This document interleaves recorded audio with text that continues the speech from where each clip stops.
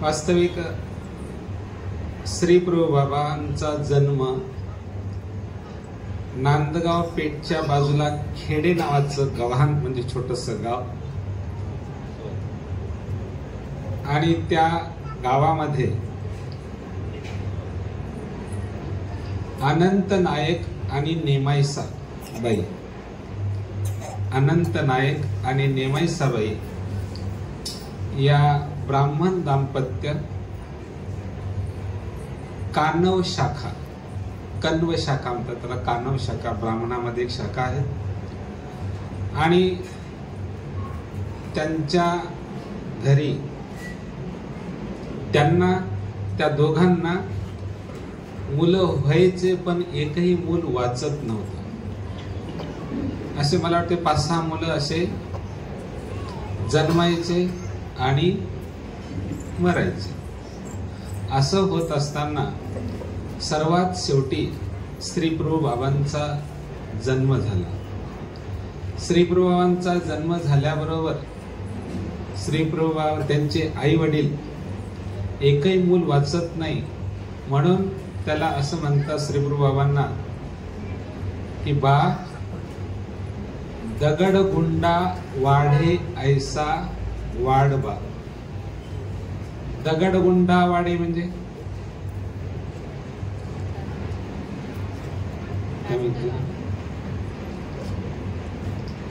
दगड गुंडा म्हणजे गोटा, तो आपोआप वाढतो मध्ये जमिनीत असला अशी त्याची वाढ होते. तसा दगड गोटा जसा वाढतो तसा वाढबा म्हणून ते आई वडील म्हणायचे. आणि नंतर श्री प्रभू बाबा वाढत राहिले. मला वाटते श्री प्रभू बाबा 1 का 2 वर्षाचे होते. 2 वर्षे झाल्यानंतर त्यांचे दोन्ही आई वडील म्हणजे श्री प्रभूंची आई पण वडील पण दोघही काळ धर्माला गेले. आणि मग श्री प्रभू बाबा मामा त्यांचा सांभाळ, त्यांचे मामा आणि मावशी म्हणजे आईची बहीण तिथेच असेल नाही का, आणि मामा, हे मामा मावशीने त्यांचा सांभाळ केला. आणि मग मला वाटते 7-8 वर्ष वयाचे झाले की मुंजी बंधन केलं म्हणजे मुंज केली. आणि मग रुद्धपूरला, परमेश्वरपूरला तिथं आणण्यात आले. तिथे गोपोपाध्याय त्यांचे शिष्य का त्यांचे मुलगा रामोपाध्याय आणि त्यांचे तिकोपाध्याय यांच्याकडे शिक्षण शिकण्यासाठी, वेदाचं शिक्षण शिकण्यासाठी तिथं त्यांना ठेवलं. ब्राह्मण मुलं मुंज झाली की त्यांना वेदाचं, उपनिषदाचं शिक्षण देण्यासाठी कुठेतरी गुरुकुळामध्ये किंवा ज्यांनी कोणी असतात त्यांच्याकडे शिकायला पाठवत होते. तसंच श्री प्रभू बाबांना त्या ठिकाणी ठेवण्यात आलं. मग 8 ते 12 वर्षाच्या कालावधीपर्यंत त्यांनी तिथं उपाध्याय, कोणते तिकोपाध्यायाकडे शिकत लागले. शिकत असताना त्यांच्यासोबत जे काही मुलं होते मग ते रोज गुरुजी ते तिकोपाध्याय त्यांना वेदाचं शिक्षण देत होते, पाठांतर करायला लावत होते. आणि मग चाटे असा भोगपाठ करत असताना श्री प्रभू बाबा असे बाजूलाच थांबायचे, बसलेले असायचे. ते चाटे बोलता बोलता थोडस चुकीचं म्हणत असतील तर श्री प्रभू बाबा लगेच म्हणायचे चुकलासी. आणि मग ते म्हणायचे कस काय चुकलं, तू म्हण बरं. मग श्री प्रभूंना विचारायचे. श्री प्रभू अत्यंत व्यवस्थित प्रकारे म्हणून दाखवायचे. चाटे परेशान व्हायचे. तो तर कधी भोगपाठ करत नाही, काही नाही ना, अचानक कधी शिकला, कधी आलं त्याला. आणि मग ही कहाणी, हे सर्व कथा त्यांच्या गुरुजींना तिकोपाध्यायांना सांगायचे. तिकोपाध्याय म्हणायचे गुंडो सामान्य नव्हे, गुंडो सामान्य नाही, हे कोणीतरी एक ईश्वर पुरुष असतील किंवा आमचं कुलदैवत असेल, असे कोणीतरी महान पुरुष आहेत असं म्हणायचे.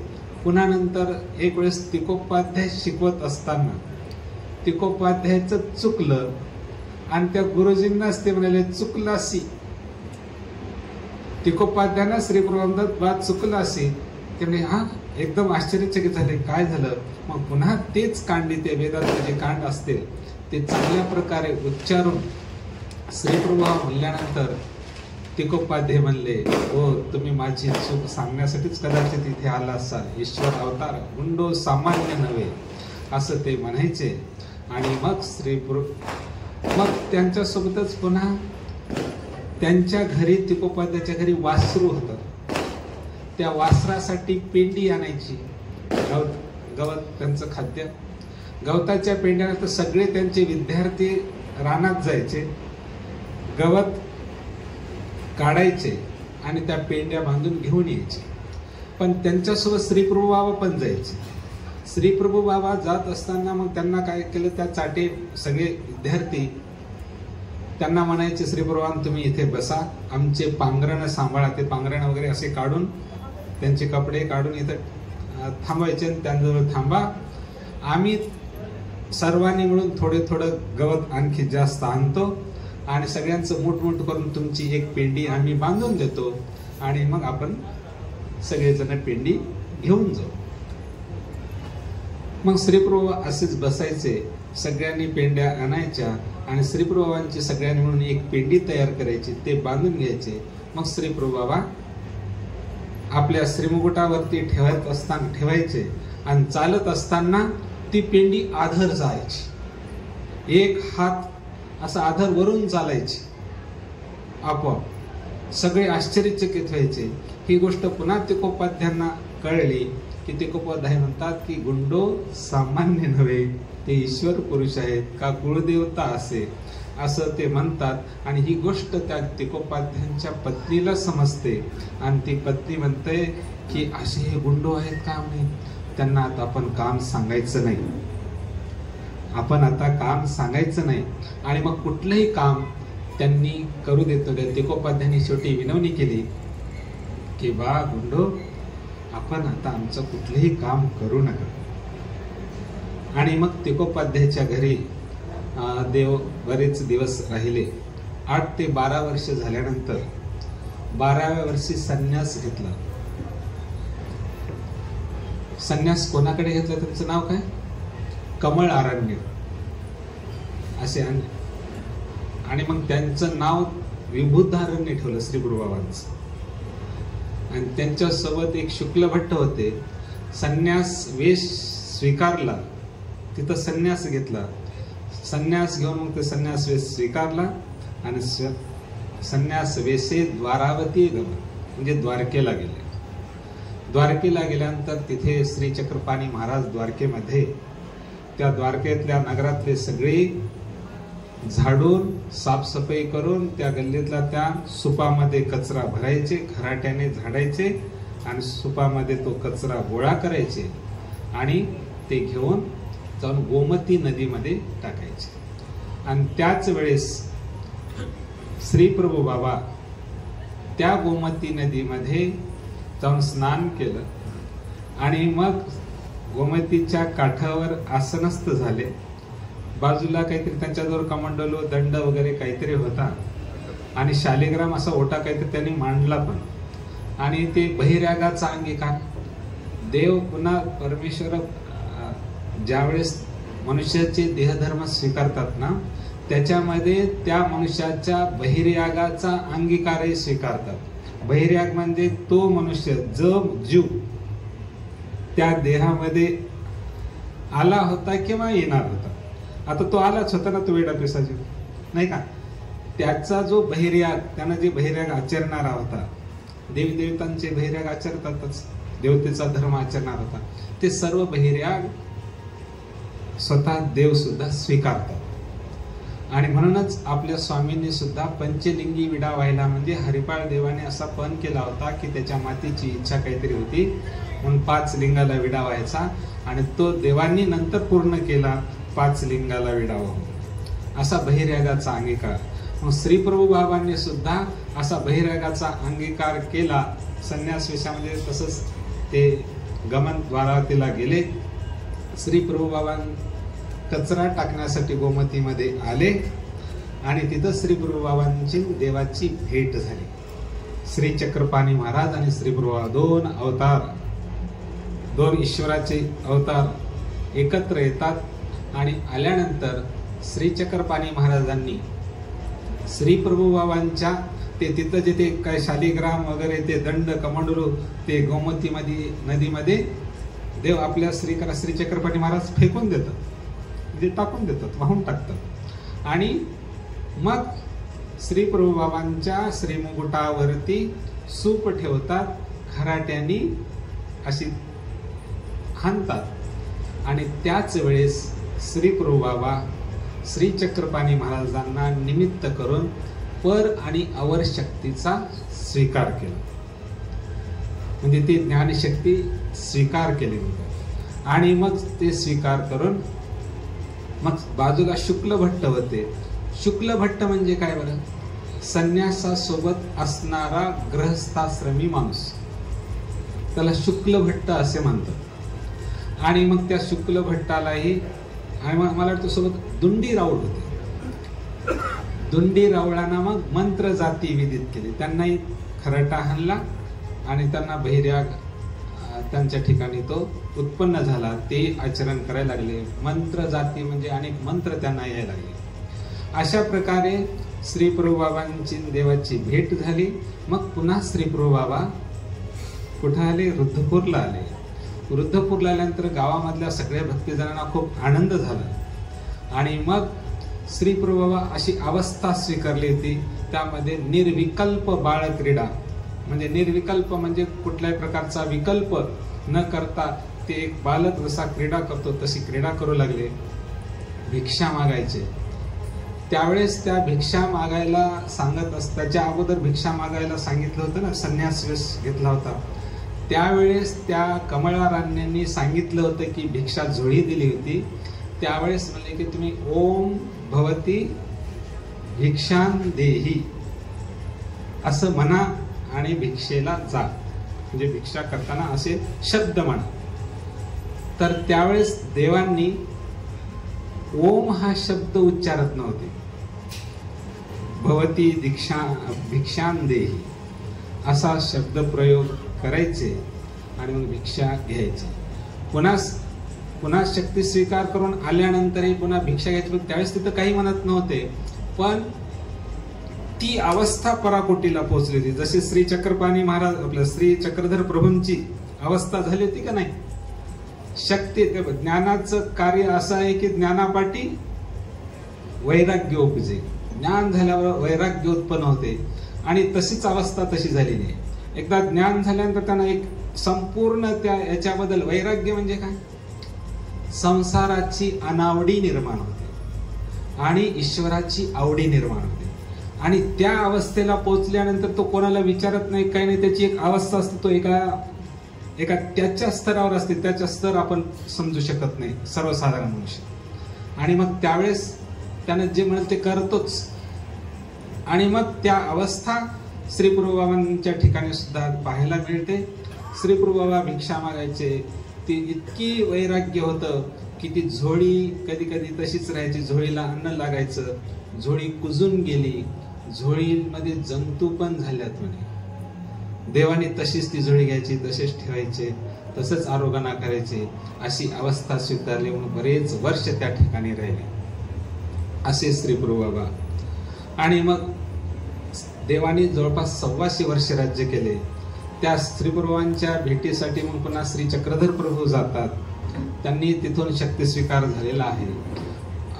म्हणजे श्री प्रभुबाबापासून शक्ती स्वीकार, श्री प्रभुबाबांना निमित्त करून श्री चक्रधर प्रभूंनी शक्तींचा म्हणजे परावर शक्तीचा स्वीकार केला. म्हणून आपण आपल्याला ते ज्ञान देण्याला कारण कसे आहेत पहा.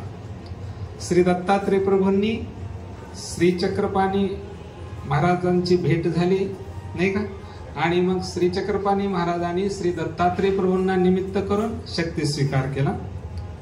श्री चक्रपाणी महाराजांना निमित्त करून श्री प्रभुबाबांनी शक्ती स्वीकार केला. आणि श्री प्रभुबाबांना निमित्त करून श्री चक्रधर प्रभूंनी शक्ती स्वीकार केला. म्हणून हे पहा, म्हणून या मार्गाला श्री दत्तात्रय प्रभू आदि कारण, श्री चक्रपाणी महाराज द्वितीय कारण, श्री गोविंद प्रभू बाबा तृतीय कारण आणि श्री चक्रधर प्रभूंनी आपल्याला आपल्यापर्यंत येण्यासाठी म्हणजे आचार्यांना वगैरे दिलं ते चतुर्थीय कारण. पण आचार्यांपासून त्यांचा परिवार, त्यांचा शिष्य परिवार, त्यांच्यापासून येत येत येत ती ज्ञानशक्ती आपल्या गुरुजींपर्यंत आली आणि गुरुजींपासून आपल्यापर्यंत येत आहे, नाही का? म्हणजे आपल्यापासून जे ते निमित्त, त्यांना निमित्त करून देवच ते देत आहे. अशा प्रकारे अनेक अशी ही काय त्याला गुरु परंपरा आहे. आणि मग ती गुरु परंपरा आपण रोज पहाटे उठल्यानंतर ती आठवायची असते. आधी आपली निमित्त उपकारक आठवायचे, आठल्यानंतर त्यांचे निमित्त उपकारक, त्यांना कोणापासून ज्ञान झालं, मग त्यांना त्यांची शास्त्र, त्यांना त्यांच्यापासून कोणापासून झालं, असं करत करत ती साखळी कोणापर्यंत यायची? आचार्यांपर्यंत. आणि आचार्यांपासून, आचार्यांना कोणापासून झालं? स्वामींपासून. स्वामींना कोणापासून झालं? असं असं करत करत श्री दत्तात्रय प्रभूंपर्यंत जायचं. असं आठवत आठवत मग श्रीकृष्ण महाराजांची आठवण करायची, मग श्रीकृष्ण महाराजांचे स्मरण करायचं गाठी, पुन्हा श्री दत्तात्रय प्रभूंची गाठी, पुन्हा असं पण श्री चक्रपाणी महाराजांची गाठी, श्री प्रभुबाबांची गाठी, आणि नंतर शेवटी सर्वज्ञ श्री चक्रधर प्रभूंची गाठी करत करत ते दिवसभर सर्वज्ञ श्री चक्रधर प्रभूंच्या नामाचं स्मरण करायचं, त्याचा जप करायचा. अशी एक स्मरण परंपरा आहे स्मरणाची. म्हणजे देवापासून आपल्यापर्यंत येण्याला कोण कोण निमित्त आहेत, कोण कोण उपकारक आहेत, त्यांचीही आठवण होणं अत्यंत आवश्यक आहे. तर अशा प्रकारे श्री प्रभू बाबा त्या अनंत नायक आणि नेमायसाच्या कुशीत जन्म घेतला. आणि त्या अनंत नायक आणि नेमायसाने काय जोडलं असेल? मग आपण पाहिलं होतं आई वडील काय जोडलं होते, त्यांच्याच उदरी जन्माला आले देव, जे की आपल्या पोटी जन्माला येत नाहीत. आपल्या पोटी जन्माला यायला पाहिजे देव, देव नाही तर देवाचा भक्त तरी आला पाहिजे, है की नाही? मग देव त्यांच्या पोटी जन्माला आलेत म्हणजे त्यांचं काय भाग्य होतं, त्यांनी काय जोड जोडली असेल? पूर्वी ते आई वडील मागे ज्ञान देत असताना किंवा अज्ञानी असतील, परमार्गाचे दोष पोटी सामावले. परमार्गाचे दोष दिसले तरी ते परमार्गाचे जणू काही ते आईच झाले. म्हणून परमेश्वर प्रसन्न होऊन त्यांच्या उदरी जन्माला आले. दुसरा महत्वाचा मुद्दा, त्या श्री नेमायसाच्या उदरामध्ये जो मुलगा होता, वेडापिसा जन्माला येणार होता नव्हे, तो जन्माला म्हणजे तो आला होता, त्या गर्भामध्येच मुलगा आला होता, जीव होता, आणि तो पुढे वेडापिसा होणार होता. मग तशाच प्रकारे त्यांची ती मूर्ती म्हणजे ते देह झालेलं होतं, रचना तशीच झाली होती. 6 महिन्याच्या आत जर ईश्वर अवताराने त्यांचा त्या जीवाला दौडून त्या गर्भामध्ये जर स्वीकार केला असता, तर तो गर्भ स्वीकारला असता, तर ते वेडे पेसे पण नाहीसं करून देव नवीन चांगल्या प्रकारे देह, मनुष्य देह धारण झाले असते. म्हणजे शहाण्या माणसाचं देह तयार झालं असतं. पण 6 महिन्याच्या नंतर ते स्वीकारण्यात आलं. म्हणून जसे ते त्याचे देहधर्म होते तसेच देहधर्माचा स्वीकार केला, जसे तो जीव येणार होता. म्हणून ते वेड्या पिसासारखे देवाच्या क्रीडा जरी असल्या तर त्याच्या पाठीमागं पाहिलात तर आपण खूप मोठी जीवाचं भलं होणाऱ्या त्या क्रीडा होत्या. दिसायला नाही का, दिसायला वेड्या पिसासारखे होते, पण त्याच्या पाठीमागं खूप मोठं भलं होत होतं. प्रत्येक क्रीडेमागं भलं होत होतं. वेडे पिसा असेल तर कोणाचं नुकसान कुठं जास्त झालं नाही, कोणाला दुःख दिलं नाही देवाने.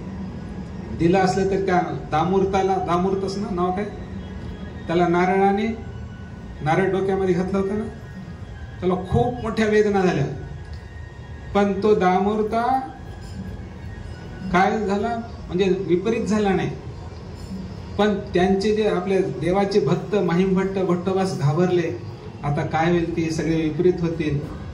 आणि रात्री स्वप्नामध्ये श्री प्रभू बाबा दामोदरला जातात आणि त्या स्वप्नामध्ये त्यांच्या डोक्याला वगैरे काय, त्याचं काय करतात, दामोदराला म्हणजे औषधोपचार करून त्याला ते सेवा करतात आणि तो उठल्यानंतर सांगतो मला देव माझ्या जवळ आले होते, असं केले. आणि म्हणजे अशा प्रकारचे चमत्कार करून त्यांना सुखच देण्याचा प्रयत्न देवाने केलेला आहे. देवावर विपरीत सहजासहजी झाले नाही. आणि मग काय झालं, ज्यावेळेस देव रुद्धपूरला असताना देव चांगल्या प्रकारे राहत होते, पण त्यांच्यासोबत भट्टोबास, माहीमभट्ट आदी मंडळी आली, ती सेवा करू लागली. मग असेच नवरात्राचे दिवस आले. नवरात्राच्या दिवसामध्ये जिथे देवाचा राजमठ होता ना, राहत होते ज्या ठिकाणी, म्हणजे राजमठात होते का कुठेतरी कोणत्या तरी ठिकाणी राहत होते, आणि त्याच ठिकाणी काही लोकांनी म्हणले की आपण तिथं ती नवचंडी स्थापन करायची. काही लोक असतात मुद्दाम, नाही का, मग एक काही जण म्हणले तिथं राऊळ असते, ते म्हणजे असं ना त्यांचं त्यांनी राहतील, आपला पण करू. आणि मग तिथं स्थापना केली. महाजन लोक आले, तिथे एका ब्राह्मणाला ठेवलं आणि मग त्या माहीमभट्ट भट्टोबासांना सांगितलं की इथं गोसावियांना येऊ द्यायचं नाही. आणि मग हे असं करून ते महाजन लोक आपापल्या घरी गेले. तिथला ब्राह्मण तो तिथं जप करत होता, मस्तपैकी घट मांडलेला होता, त्याला माळ वगैरे सर्व व्यवस्थित होती, वरी फुलोरा चांगल्या प्रकारे सजावट करून तो ब्राह्मण जप करीत असताना तितक्या श्रीप्रभुबाबा आपलं नेहमीचं ठिकाण तिथं आले. आणि तिथं आल्यानंतर पाहिलं तर हे काय आपल्या इथं ठिकाणी मांडून ठेवलं, म्हणून काडी काडी म्हणून त्या ब्राह्मणाला म्हणतात, उठ. ब्राह्मणाला म्हणतात, तो ब्राह्मण काय उठला नाही. शेवटी मग तिथला जे घट वगैरे सगळं काढून देवांनी फेकून दिलं. फेकून दिले. तो ब्राह्मण त्या महाजनांना जाऊन सांगितला. महाजन सगळेजण आले आणि माहीमभट्ट आणि भट्टोबासांना भांडायला लागले, शिवाय द्यायला लागल्या, काही बोलायला लागले. ते म्हणायला लागले, आमचे पहिले राऊळ असे नव्हते, तुम्ही आलात तिकडून मराठवाड्या नाशिक भागातून आणि हे आलं तसं आमचे राऊळ, आमच्या राऊळांना चाळून टाकलं. म्हणजे आमच्या राऊळ पहिले असे नव्हते असं म्हणून त्या भक्तीजनांना भट्टोबास माहीमभट्टांना खूप बोलायला लागले. भट्टोबास, माहीमभट्ट, महादाई साबाई, आणखी आबाई साबाई काहीतरी होते, महादाई साबाई होते ना, पण आबाई साबाई होते. आणि मग असं म्हणल्यावर त्या ठिकाणी भट्टोबास, माहीमभट्ट सगळं ऐकून घेतलं, एकही भ्र शब्द बोलले नाही. किती पराकोटीची सहनशीलता आहे, नाही का? किती पराकोटीची सहनशीलता आहे. याला नित्य सत्वस्थ अवस्था म्हणतात. आणि ती त्यांना परमेश्वराच्या त्या ज्ञानाने त्यांना ती प्राप्त झालेली होती. आणि मग अशा प्रकारे असलेले हे माहीमभट्ट आणि भट्टोबास शांत चित्तानं ऐकून घेतले. परंतु माहीमभट्ट फार अतिशय विद्वान, हुशार. मग त्यांनी विचार केला की आपण आता इथून गेलं पाहिजे, पण गेलं तर जायचं कसं? श्रीप्रभुबाबा निघाले पाहिजे ना. मग श्रीप्रभुबाला निघण्यासाठी उपाय केला. देऊळवाड्याला तो दामुर्ताकडे गेलो, तो चांगला त्या गावचा तो मुख्य होता वाटते. आणि त्यांना सांगितलं की तो देवाला इथं यायचं आहे आणि तू कोण्या अवस्थेत चल आणि देवाला विनवणी कर, माझ्या घरी चला म्हणून. मग तो विनवणी करायला आला. देव विनवणी लवकर स्वीकारत नव्हते, पण माहीमभट्ट भट्टोबास मध्ये पडले तरी स्वीकारत नाहीत. मग आबाई साबाईला वरदान होतं आपल्या देवाचं की तुमचे श्रीप्रभुबाबा ऐकतील. मग कुठंतरी स्वीकार, आबाईसाच्या विनंतीचा स्वीकार करून मग देऊळवाड्याला जातात. मग त्याच वेळेस त्या देव ज्यांच्या घरी जातात त्याच्याच यजमानाला देव मारतात, आहे की नाही? आणि मग इकडे रुद्धपुरामध्ये मग सगळ्यांना ते गावगिरी सुरू झाली. कोणी बरेच जण आजारी पडायला लागले, सगळा दुष्काळ पडल्यासारखं. म्हणजे त्याची जी रुद्धपुराची जी कळ आहे संपूर्ण उतरून गेली. आणि मग सगळे घाबरले, विघ्न यायला लागले. मग ते सगळे महाजन एकत्र आले. ते म्हणले की गुंडो आपले राऊळ नाहीत म्हणून आपल्यावर ही अशी दैनावस्था होते. मग आता आपण सगळे महाजन श्रीप्रभुबाबाकडे देऊळवाड्याला जातात, विनवणी करतात आणि मग श्रीप्रभुबाबा विनंतीला मान देऊन पुन्हा येतात. आणि पुन्हा आल्यानंतर पुन्हा मात्र माहीमभट्टांनी आणि भट्टोबासांनी विचार केला की आता आपण तसं जायचं नाही, आता आपण जागा घ्यायची स्वतंत्र, उद्या पुन्हा आणखी आम्हाला काढून देसाल. म्हणून त्या महाजनांकडून जागा घेतली. ते जागा म्हणजे घ्या कोणती नाही म्हणे, आम्ही विकत घेऊ, पैसे देऊन विकत घेऊन लिहून तो राजमठ घेतला होता. त्यावेळेस खरेदी पहिली मठाची कुठं झाली? रुद्धपूरला झाली. आणि मग तिथे सर्व लिखापट्टी करून ती जागा विकत घेतली आणि मग त्या राजमठामध्ये श्री प्रभुबाबा राहायला लागले. असंच राहत असताना एक वेळेस बरेच दिवस झाले, वय देव 125 वर्ष राज्य करतात तिथे. आणि मग शेवटी एके दिवशी अचानक इकडे आता सर्वज्ञ श्री चक्रधर प्रभू उत्तरापंथी विजय केले. सगळा परिवार भट्टोबास माहीमभट्ट सर्व परिवार कोणाजवळ आला? श्री प्रभुबाबांच्या सन्निधानात आले. सन्निधानात आल्यानंतर देव चांगल्या प्रकारे राज्य करीत होते. पण साधा नावाची बाई त्या ठिकाणी नव्हती. साधा बाई कोणी म्हणतात बळेग्रामला होत्या, कोणी म्हणतात चारठाण्याला होता. चारठाणा म्हणजे मंठ्याच्या जवळ आहे, सारंगपाणीदारांच्या गाव, सारंगमुणीदार. आणि मग सर्वज्ञ श्री गोविंद प्रभू एके दिवशी अचानक उदास झाले. मनुष्याचे देहधर्म स्वीकारले तरी पण त्यांना जर खाऊ पिऊ जर कोणी नाही घातलं तर त्यांची अशी श्रीमूर्ती कुचंबत नव्हती. तर असाच एक प्रसंग होता. श्री प्रभू बाबा अचानक उदास झाले.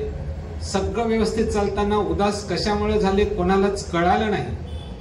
आणि उदास झाल्यानंतर मग श्री प्रभू बाबा त्यावेळेस सगळे भक्तिजन त्यांची उदासीनता कशी नाहीशी होईल म्हणून प्रयत्न करू लागले, देवांना विनंती करू लागले. देव तेव्हापासून त्यांनी पूजा घेत नव्हते, आरोग्य घेत नव्हते, उपवासी राहिले.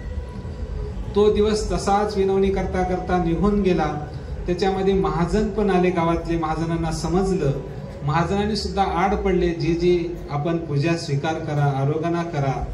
पण देव काय आरोगना केली नाही, पूजाही केली नाही. रोज 3 वेळेस पूजा अवसर होत होता देवाचा.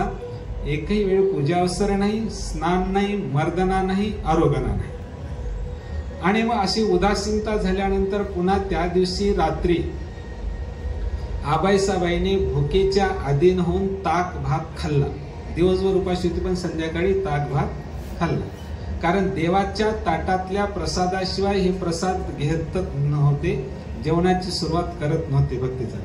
पण त्या दिवशी ती मुख्य बाईसाबाई म्हणजे आबाईसाबाई, देवाच्या जवळची सेवा करणारी आबाईसाबाई श्री प्रभुबाबांची, पण तिने त्या आबाईसाबाईने ताक भात घेतला आणि मग झोपी गेली.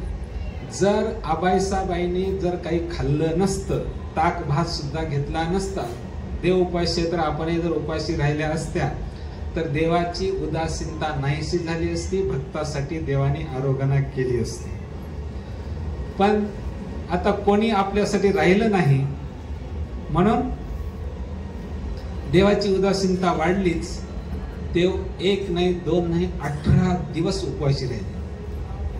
स्नान नाही, मर्दना नाही, पूजा पण नाही आणि आरोगनाही नाही. मग 1, 2, 3 दिवस गेले असावेत. मग भट्टोबास माहीमभट्ट परेशान झाले. मग विचार करू लागले, यावेळेस एल्लाहिसा जर राहिली असती तर फार चांगलं झालं असतं. एल्लो म्हणजे गोसावी दासी एल्लो म्हणजे साधाबाई, ज्या की केळी पिंपळगावला साधाबाईच्या निधनावर आपल्या स्वामींनी अंगठा लावला होता श्रीचरणाचा. आणि त्याच साधाबाईला आपल्या स्वामींनी प्रसन्न होऊन काही मागा म्हणले होते. त्यावेळेस देव साधाबाई म्हणतात की मला पुन्हा संबंध द्या. अशा आपल्या देवाची प्रसन्नता मिळून घेतलेल्या साधाबाई त्या तिथे नव्हत्या. तर त्या माहीमभट्टांनी भट्टोबास विचार करताना म्हणतात, इथे जर देवाची दासी येल्लो जर राहिली असती तर फार चांगलं झालं असतं, गोसावींची उदासीनता नाहीशी झाली असती असं म्हणून लगेच तिथं बाजूला दायंबा होते आणि दायंबाला म्हणतात भट्टोबास आणि माहीम भट्ट की तुम्ही आताच्या आता साधाबाईकडे जा आणि त्यांना घेऊन या असं म्हणून असं म्हणल्याबरोबर दायंबा लगेच निघतात आणि बहळेग्रामला येतात. बहळेग्राम कुठं आलं? पांचाळेश्वरच्या जवळ. तिथे गावाच्या बाहेर साधाबाई मस्तपैकी एक गुंफा त्यांनी केलेली होती आणि ते गुंफेचं अंगण झाडत होतं. झाडत असताना दायंबा तिकडून आले. दायंबाचं तोंड एवढंसं झालेलं होतं, चेहरा सुकलेला पाहून साधाबाई म्हणतात, अरे दादा, भोजे दादा, भोजू दादा. दायंबाला भोजा पण म्हणायचे. का रे भोजिया दादा, काय झालं? श्रीप्रभू बाबा चांगलं राज्य करत आहेत ना? श्रीप्रभू गोसावी निकीनी राज्य करत असते की नाही? श्रीप्रभू बाबा चांगलं राज्य करतायत का? म्हणजे चांगले आहेत का? खुशाल आहेत का? त्यावेळेस दायंबा म्हणतात की हो, श्रीप्रभू बाबा गोसावी निकेनी राज्य करत असते, परी औदास्य स्वीकारले असते. कशामुळे ते माहीत नाही, पण कोण्या कारणामुळे ते माहीत नाही, पण औदास्य स्वीकारलेले आहेत. त्यांना अन्न नाही, म्हणजे त्यांची पूजा नाही, आरोगणा नाही, स्नान नाही. हे शब्द ऐकल्याबरोबर साधाबाईंनी तो झाडू तिथेच टाकला. त्या गुंफेचं दार सुद्धा लावले नाही, पायात वाहना पण नाही. तशाच साधाबाई निघाल्या. कुठे निघाल्या? हे शब्द देवदास आहेत, तशाच निघाल्या. आणि निघाल्या दायंबा आणि साधाबाई निघाल्या. निघत चालत असताना त्यांना इतकं रोज दिवसभर चालायच्या, रात्री कुठेतरी मुक्काम करायच्या. चालताना त्यांचा पाय आवटळला. तर पाया एक हातात काठी घेऊन चालू लागल्या. कुंठीत चालत असताना थुगाव नावाचं गाव आलं. थुगाव तिथे रुद्धपूरच्या परिसरामध्ये अमरावती जिल्ह्यामध्ये आहे, अचलपूरच्या अलीकडे. त्या थुगावच्या ठिकाणी येऊन एका ब्राह्मणाच्या घरी थांबल्या. रात्रीची वेळ झाली होती आणि एका ब्राह्मणाच्या ओसरीवर थांबल्यानंतर ब्राह्मण घरी नव्हता. ब्राह्मणाची ती ब्राह्मणी पत्नी म्हणते की तुम्ही इथे थांबू नका. कारण त्या ब्राह्मणाच्या पत्नीला साधाबाई विचारतात की आलिये बाई, आम्ही फक्त रात्रभर 4 प्रहर थांबतो इथे रात्रभर आणि उद्या सकाळीच निघतो. ते म्हणे की नका, आमचा वरय म्हणजे माझ्या पतीला ते आवडत नाही, तुम्ही इथं राहू नका. तरी खूप थकून गेल्या साधाबाई आणि तिथेच आपलं जे पदर होता ना, त्याच काहीच आणलं नव्हतं सोबत, त्याच कपड्याचा थोडासा पदर असा खाली अंतरला आणि अशी मुटकोळी घेऊन थोडस अंग टाकलं. पाय दुखत होता. मग या देवाचं स्मरण करत करत अंग टाकलं. तितक्यात तो ब्राह्मण आला, आत गेला, पत्नीला विचारलं की कोण आहेत ते झोपलेले. पण हे घ्यावंच लागेल, तशी काही गडबड करायची नाही. आणि मग तो ब्राह्मण त्या पत्नीला विचारल्यानंतर पत्नी म्हणते की मी त्यांना नकार दिल्यावरही ते राहिले. मग ते काय त्यांना नका म्हणलं, थांबू नका, पण तरी पण थांबले. मग तो ब्राह्मण त्या साधाबाईकडे आला. बाई, आपण कुठून आलात? ते म्हणे मी गंगा तीराकडून आलो, रिधोऱ्याकडे चाललो आणि मग इथे थकवा आला म्हणून आम्ही रात्रभर विश्रांती घेतो. मग तो काय केला, घरातून ब्राह्मणीला पाणी गरम करायला लावलं. गरम पाण्याने साधाबाईचे पाय धुतले आणि वाटीमध्ये दूध आणि भात आणून दिला. साधाबाई, हा आपण घ्या, बाई घ्या. आणि मग त्यांनी ते घेतलं आणि यांच्यासोबत जी काही शिदोरी होती, भिक्षेचं अन्न होतं, ते दायंबाने जेवण केलं आणि मग रात्रभर मुक्काम केला. सकाळीच साधाबाई उठल्या आणि रस्त्याने निघाल्या. श्रीप्रभू बाबांच्या दिशेने म्हणजे रुद्धपूरच्या दिशेने निघत असताना श्रीप्रभू बाबा आता तिने एक व्रत धारण केलं, पण धारण केला, शपथ धारण केली की आज मी श्रीप्रभू बाबांचं चरणोदक हे माझं पाणी पिणार आहे. चरणोदक पिल्याशिवाय मी पाणीच पिणार नाही आणि श्री प्रभूंच्या ताट प्रसादापासून मी जेवणच करणार नाही. माझं जेवण म्हणजे श्री प्रभूंच्या ताटातला प्रसादच राहील असा व्रत धारण केलं आणि निघाल्या. पण पाय मात्र कुंठत होता. काठीने टेकीत टेकीत त्या बाई साधाबाई चालायला लागल्या. दायमबाई सोबत होते आणि मग तो पाय असा भरून आला.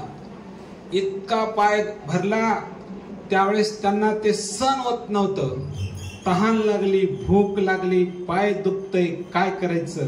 ऊन तिकडून आणि मग गोविंद ओ देवाचं स्मरण करीत करीत निघाल्या. पण शेवटी सहन झालं नाही. रस्त्याच्या काठला गोविंद ओ बसल्या. बसल्याबरोबर थकवा आला, परेशान झाल्या. दायमबाई परेशान झाले, न्यायचं कसं आता. तितक्यात मागून एक घोडेस्वार येतो आणि घोडेस्वार म्हणतो की बाई तुम्ही इथे कसं काय बसलात. ते मग त्यांनी सांगितलं की माझा पाय अवटाळाय, कुणीकडे जाणं आहे, रुद्धपूरला जायचंय. चला म्हणे. पटकन तो घोड्यावरून खाली उतरला आणि साधाबाईला म्हणे विनंती केली की तुम्ही आपण वर बसा, अपहार दिवस कमी आहे, आपल्याला जायचंय, मला पुढे तिकडे खेडला जायचंय. आणि मग साधाबाईला घोड्यावर बसवलं. दायंबा आणि तो घोडेस्वार पायी पायी चालत रुद्धपूरला आले. रुद्धपूरला आल्यानंतर त्या रुद्धपूरच्या सगळे भक्तिजनांनी पाहिलं, भेट झाली, भक्तिजनांना आनंद झाला. तिकडून रुद्धपूरवरून ते घोड्यावरून साधाबाई उतरल्या. सगळे भक्तिजन हर्षोल्लासित झाले. भट्टोबास, माईमभट्ट, महादाईसाबाई, आबाईसाबाई आणि मग सगळेजण त्यांना त्या घेऊन येतात. साधेला म्हणतात, चल म्हणतात. आणि मग गोसावी श्रीप्रभू बाबा आसनस्थ मठामध्ये असताना तिथे जातात, त्यांना घेऊन जातात. आणि मग साधाबाई साष्टांग दंडोत घालते, श्रीचरणाला लागते. गोसावी सुद्धा हर्ष स्वीकारतात, श्री प्रभुबाबा सुद्धा हर्ष स्वीकारतात. आली म्हणतात, कुठून आली, काही नाही. मग त्यांना देवई, मग त्यांचा ते श्रम निवृत्ती वगैरे होते. आबाईसाबाई म्हणते की बाई चल, तू आता पाणी वगैरे पिली नाही, चल पाणी प्यायला जाऊ. त्यावेळेस म्हणते की मी आज सकाळीच पण केला की देवाच्या श्रीचरणोदक हेच माझं पाणी राहील. मग आबाईसाबाई विनंती करते श्रीप्रभुबाबांना, जी ही साधेना असा असा पण केलेला आहे, तर मग आपला चरणोदक म्हणजे श्रीचरण प्रक्षालन करू. 18 दिवस पाण्याचा स्पर्श नव्हता श्रीप्रभुबाबांना. मग हिनं आबाईसाबाईने विनंती केल्याबरोबर देव म्हणतात आण म्हणे गंगाळ. गंगाळभर पाणी आणलं. त्या माच्यावरून देव दोन्ही श्रीचरण त्या पाण्यात ठेवले आणि मग श्रीचरण प्रक्षालन झालं. आणि मग त्या चरणोदकाचा प्रसाद आपल्या साधाबाईने पूर्णपणे शांत तृप्तपणे पाणी पिले. नव्हे राहिलेला एक प्रसाद सगळ्या भक्तिजनांना प्रसाद मिळाला.